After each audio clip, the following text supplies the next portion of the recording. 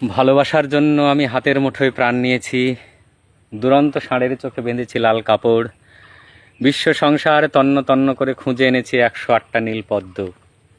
তবু কথা রাখেনি বরুণা। সুনীল গঙ্গোপাধ্যায়ের কেউ কথা রাখেনি। এবং অনির্বাণ দত্তের তোমার জন্য এই কবিতার দুটির মধ্যে এমন একটা সুন্দর মেলবন্ধন, অবাক হতে হয় আমাদের। দুটি কবিতার মধ্যে মেলবন্ধন হয়, কিন্তু মানুষের মধ্যে হয় না। যাই হোক, অনির্বাণ দত্তের তোমার জন্য, তুমি চাইলে কি না দিতে পারি আমি। কাক টাকা ভরে উঠে তুমি চাইলে এক বুক নদী সাঁতরে ওপারের বাগান থেকে সবচেয়ে সুন্দর ফুলগুলো নিয়ে এসে তোমার হাতে দিয়ে বলতাম, এই দেখো, তুমি চাইলে কি না দিতে পারি আমি।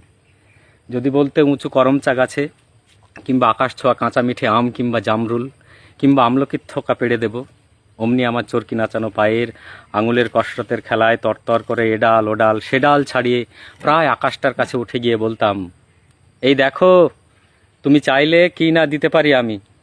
আর অমনি তোমার বুকের ঠিক মাঝখানটাতে শিরশিরে ঘুরে বেড়াচ্ছে যন্ত্রণার সেই বিষ পোকাগুলো। আমার শক্ত আঙুলের ফাঁকে তীক্ষ্ণ নখের পরে একটা একটা করে যদি টিপে মারার জন্য বলতে, সমুদ্র তোল পার করে পাহাড়ের চূড়া ডিঙিয়ে অরণ্যের বেড়া ভেঙে সে বিশল্য করণীর লতা নিয়ে এসে পাতাগুলো তোমার পায়ে ঠেকিয়ে বলতাম, এই দেখো, তুমি চাইলে কি না দিতে পারি আমি।